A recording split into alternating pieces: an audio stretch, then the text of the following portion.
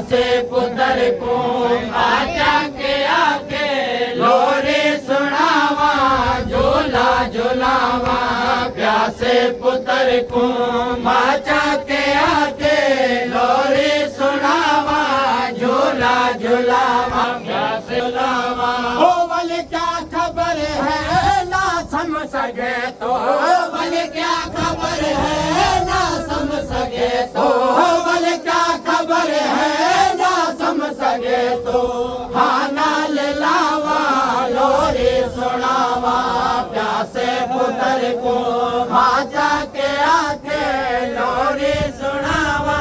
झूला झूलावा ओ बोले क्या खबर है ना समझ सके तो बोले क्या खबर है ना समझ सके तो हाना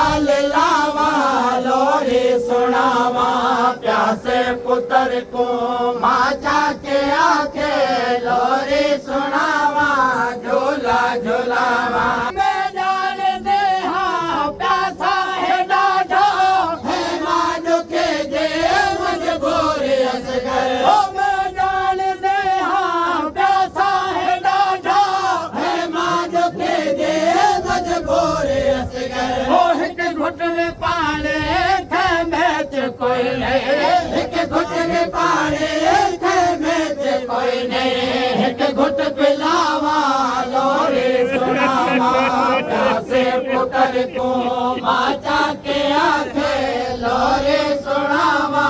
झूला झूलावा ओ मैं जान दे हाँ प्यासा है डाढ़ा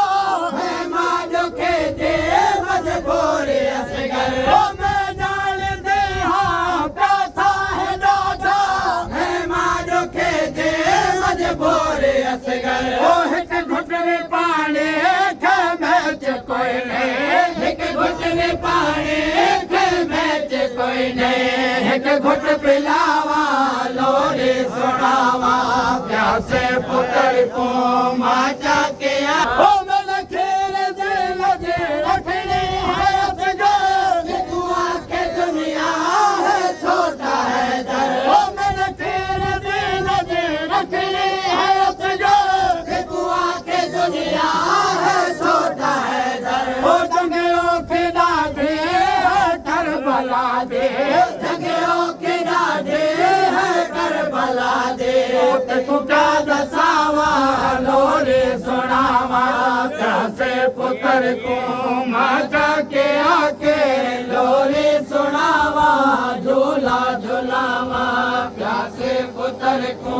आजा ओ गल खुश के तेरा लब खुश के तेरे देखो देखे अमरे जैसा पे मुक गए ओ गल खुश के तेरा लब खुश के तेरे देखो देखे अमरे जैसा पे मुक गए ओ दाढ़ी गरम पे लगते हवा है दाढ़ी गरम पे लगते हवा है देखो लुकावा लोरी सुनावा प्यासे पुत्र को आजा के आके लोरी सुनावा ओ हनुमान झोले हाजिर है बचड़ो कल क्या खबर है जीवन नसीबे ओ हनुमान झोले हाजिर है बचड़ो कल क्या खबर है जीवन नसीबे ओ मकतल के तेरा बड़ झोला वैसे